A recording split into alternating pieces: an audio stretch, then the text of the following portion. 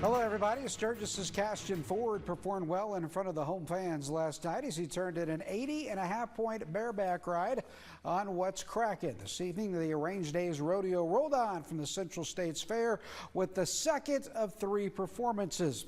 And we had a special military helicopter flyover to get things going. In bareback riding, this is Thermopolis, Wyoming's Rhodey Farrell on a bunkhouse mouse. Rhodey delivers a strong 79.5-point ride. Next up is Saratoga, Wyoming's Tucker Caricato. He draws a horse named Fire for Hire, and Tucker on fire with an 81. Now let's go to Rapid City's Cooper Filipek.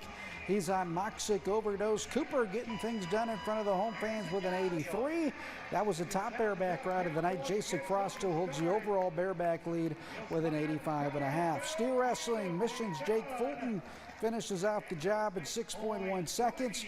Fans treated to some great action out at the Central States Fair tonight. Now the Range Days Rodeo wraps up with the final performance tomorrow night at 7.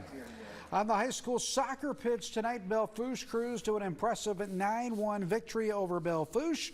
Boys golfers gathered at Meadowbrook for the East-West Invite. Sioux Falls O'Gorman finished first with Stevens and Spearfish 6th and 8th. The Raiders' Cole Jansen shot a 4 over 76.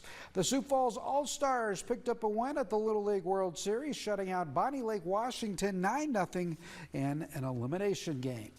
Former South Dakota State head football coach John Stiegelmeier was in Rapid City this summer to speak at the National High School Coaches Convention. Stiegelmeier retired after the Jackrabbits won the 2022 National Championship, the first of back-to-back titles. Stiegelmeier spent 26 years coaching at his alma mater, winning 199 games and making 12 trips to the playoffs to go along with that national title.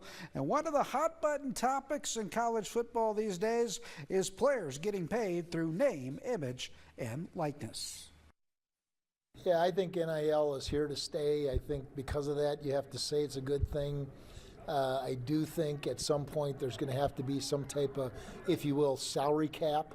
I don't know how pro sports can have salary caps, and college sports, it's the wild, wild west. So I think the players deserve something for their efforts. I know Dan Jackson, the new coach, is a great leader. I know you build programs. He knows you build football programs, and he's doing that. He's doing it the right way. So I think the one thing they have going for them is they believe they can win because of the tradition from the past. So I'm excited. The New Underwood football team is getting focused on delivering a big season. The Tigers kick things off a week from Friday when they travel to Bennett County. Now, New Underwood finished last season with a 2-6 record, but is determined to have better results this time around. The Tigers will be led by seniors Blake Beer and Kingston Wolf. New Underwood plays its home opener on September 5th against Wall. The Tigers close out the regular season in October with 3 straight home games against Lyman, Jones County, and Phillip. High school football then kicks off this Friday for most 11B and 9-man teams, and we'll have the season's first edition of the Friday Night Hike for you coming up Friday night at 9 and 10. Major League Baseball, Twins, as you saw over on Black Hills Fox tonight, lost to the A's by the score of 6-3. Dodgers also beat the Rockies by the score of 11-4. All right, that's going to do it for sports. We'll be right back.